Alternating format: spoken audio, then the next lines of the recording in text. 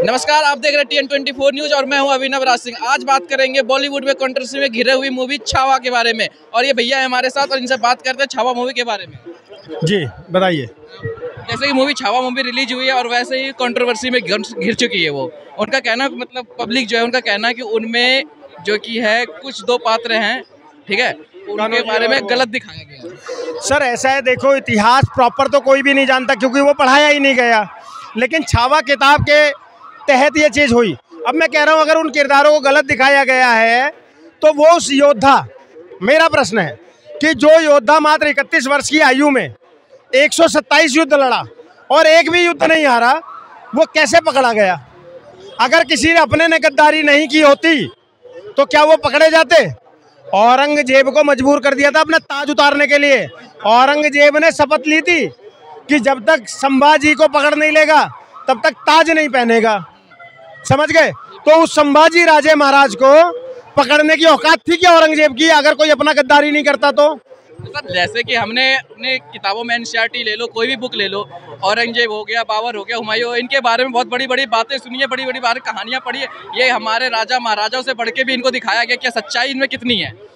Sir देखो ऐसा था, विदेशी आक्रांता आते रहे, मुगल तुर्क अफगान ये आते रहे, अंग्रेज आते रहे, सबने अपने अपने सहूलियत के हिसाब से चीज़ें बदली।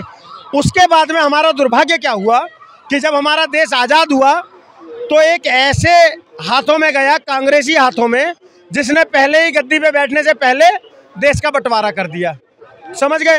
तो उसके बाद में उन्होंने किसको बनाया?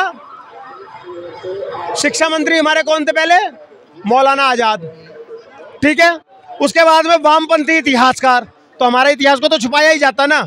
आप एक बात बताइए, अकबर को महान बताते हैं इतिहास में, वो अकबर जो कभी सामने से आकर युद्ध नहीं लड़ा, उसने युद्ध के लिए भी मान सिंह को तैयार किया, मान सिंह से कहा कि जाकर राणा प्रताप से युद्ध करे। कभी अपने जीवन में एक युद्ध नहीं लड़ा वो महाराणा प्रताप जी से। उसके बाद में हमारे गुरु गोविंद सिंह जी के बारे में क्यों नहीं पढ़ाया गया भाई? चार साहिबजादे की कुर्बानी क्यों नहीं पढ़ाई गई? गुरु तेग बहादुर जी को क्यों नहीं पढ़ाया गया? किसके लिए बलिदान दिया था इन्होंने? बंदा बैरागी को क्यों नहीं पढ़ाया गया?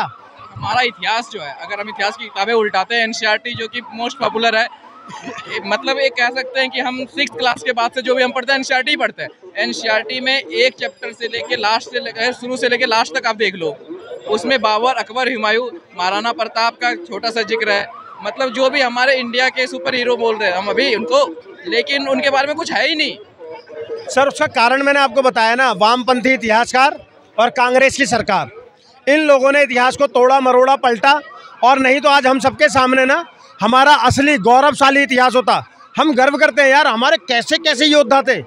शिवाजी महाराज, छत्रपति शिवाजी महाराज, संभाजी राजे, बाजीराव बल्हाड़, तानाजी मालूसरे, गुरु गोविंद सिंह जी, गुरु तेग बहादुर जी, राणा रणजीत सिंह जी, बंदा बैरागी, कौन नहीं था? भगत सिंह जी, चंद्रशेखर, राजगुरु, सुखदेव, सुभाष चंद्र बोस, ऐसे ऐसे।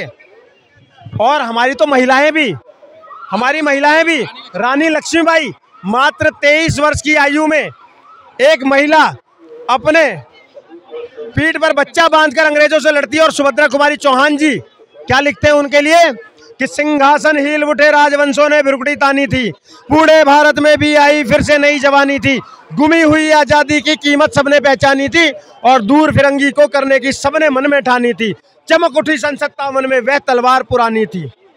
समझ गए? आगे क्या था वो छोड़ो, वो तो है ही खूब लड़ी मर्दानी, वह तो झांसी वाली रानी थी। लक्ष्मी थी या दुर्गा थी, वह स्वयं वीरता की अवतार, देख मराठे पुलकित होते उसकी तलवारों के वार, और नकली युद्ध व्यू की रचना और खेलना खूब शिकार, सैन्य घेरना दुर्ग तोड़ना ये थे उसके प्रिय खिलवाड़। महाराष्ट्र कुल देवी भी जिसकी आराध्य भवानी थी, बूंदे ले हर बोलों के मुंह हमने सुनी कहानी थी, खूब लड़ी मर्दानी वह तो झांसी वाली रानी थी। और अंत में पता है जब रानी वीरगति को प्राप्त होती है तो सुभद्रा कुमारी चौहान जी क्या लिखती हैं? अभी उम्र कुल 23 की थी। क्या? अभी उम्र कुल 23 की थी, मनुज नहीं अवतारी थी, हमको जिंदा करने आई वंश स्वतंत्रता नारी थी, और दिखा गई पट सिखा गई हमको जो सीख सिखानी थी, बूंदे ले हर बोलो के मुंह हमने सुनी कहानी थी। खूब लड़ी मर्दानी वे तो झांसी वाली रानी थी। तो हमारा वो गौरवशाली इतिहास है यार, उसको ना पढ़ाकर इन्होंने इन मुगलों को हमारे सर पर बिठा दिया, अकबर बाबर बता दिया।